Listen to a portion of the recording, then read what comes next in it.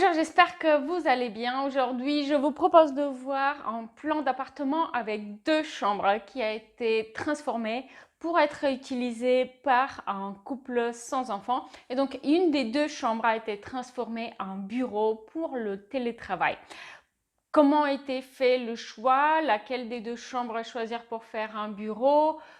Comment aménager cet espace et comment inspirer le style décoration pour un effet agréable mais aussi cohérent. Vous allez voir tout ça dans la vidéo. Venez derrière l'écran de mon ordinateur pour découvrir les détails. Vous allez voir donc ici un modèle d'appartement, un appartement avec deux chambres à l'origine, qui sera habité par un couple qui n'a pas d'enfant et donc du coup, la deuxième chambre, elle est transformée en bureau. Donc cet appartement, il a été aménagé dans un style plutôt moderne scandinave et pour son aménagement, j'ai utilisé ma méthode personnelle, une méthode en 11 étapes pour aménager l'intérieur de n'importe quelle pièce, appartement, maison. En fait, j'utilise fréquemment les mêmes 11 étapes pour faire cela. Et d'ailleurs, j'ai partagé la méthode avec vous dans l'astucier déco qui est offert donc pour tout achat du journal de bord rénovation. Vous connaissez peut-être, si vous ne connaissez pas, vous pouvez voir dans la description. Et donc, on entre par ici dans cet appartement et sur la gauche, vous avez un salon, une pièce de vie donc, qui n'est pas très grand, mais pour un couple de deux personnes, c'est très très suffisant, notamment le canapé d'angle, il peut être utilisé comme canapé lit également. Et ici, on a une très grande cuisine avec coin repas.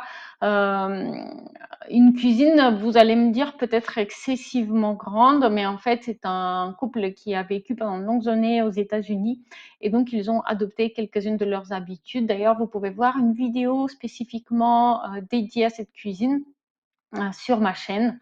Il y a d'ailleurs une playlist dédiée à la rénovation de cet appartement et donc vous allez pouvoir trouver plus d'informations sur chacune des pièces. On a ici le bureau, donc ce bureau qui est utilisé pour le télétravail et aussi comme chambre d'amis occasionnellement. Donc sans surprise, il a été placé à côté de la porte d'entrée.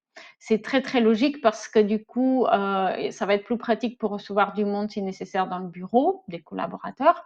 Et aussi, du coup, la chambre principale du couple, elle est située juste à côté de la salle de bain.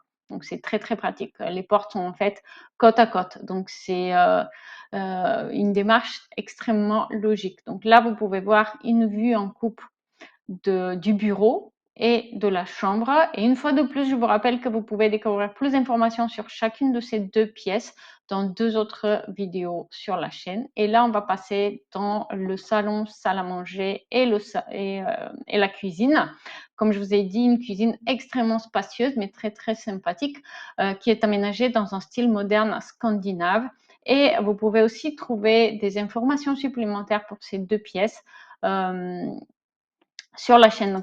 Aussi, sachez que vous pouvez télécharger un PDF présentant ce projet, donc qui comporte des vues en plan et des images 3D pour chacune des pièces, mais aussi qui met en évidence comment j'ai utilisé ma méthode en 11 étapes pour aménager et décorer cet appartement dans la liste d'études des cas de l'astucier déco. L'astucier déco est offert pour tout achat du journal de bord rénovation. Vous allez trouver toutes les infos dans la description de la vidéo. Là, on va faire un petit peu le tour des pièces et je vous propose donc d'entrer par la porte d'entrée de l'appartement et on va passer ensuite dans le salon. Donc là, vous voyez, j'ai mis un petit peu de couleur sur ce mur.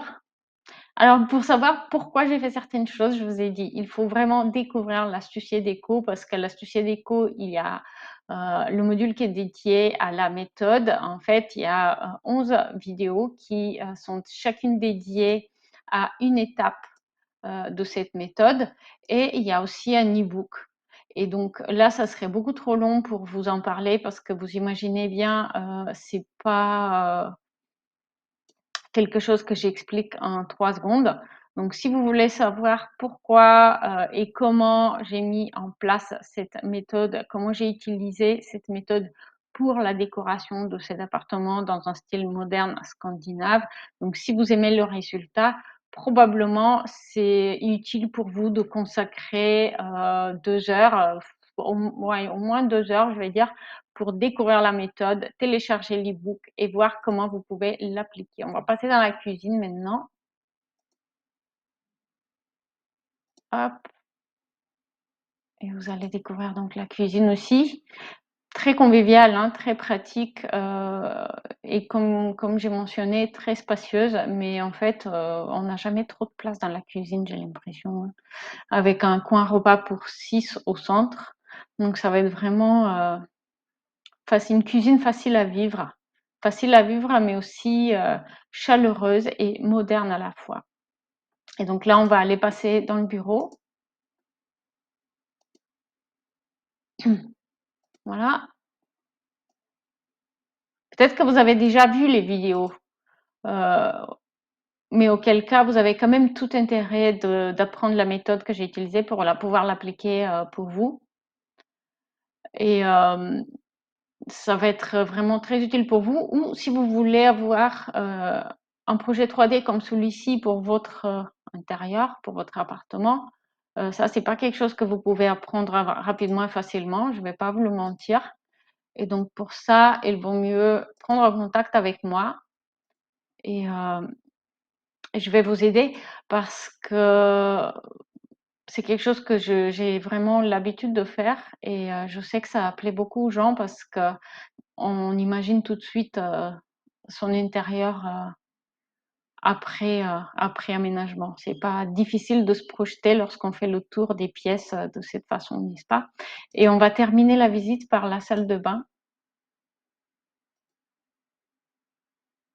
Et vous allez en commentaire me dire quelle a été la pièce qui vous a le plus plu de cet appartement.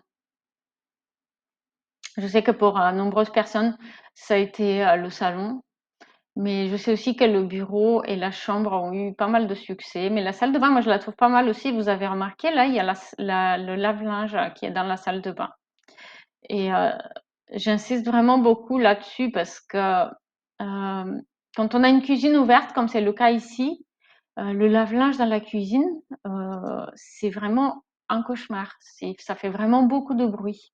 Voilà, j'espère que vous avez aimé. Dites-moi en commentaire si vous connaissez déjà l'astucier déco et si vous avez téléchargé l'e-book qui est dedans avec donc l'étude de cas qui est cet appartement et qui explique pas à pas justement comment j'ai mis en place la méthode pour ce projet en particulier. Et dites-moi aussi en commentaire laquelle des pièces vous a le plus plu. Merci pour ces quelques minutes que vous venez de passer avec moi. J'espère que vous avez apprécié la vidéo. Si vous avez prévu des travaux, n'hésitez pas à télécharger la checklist des rénovations offerte. Elle est dans la description.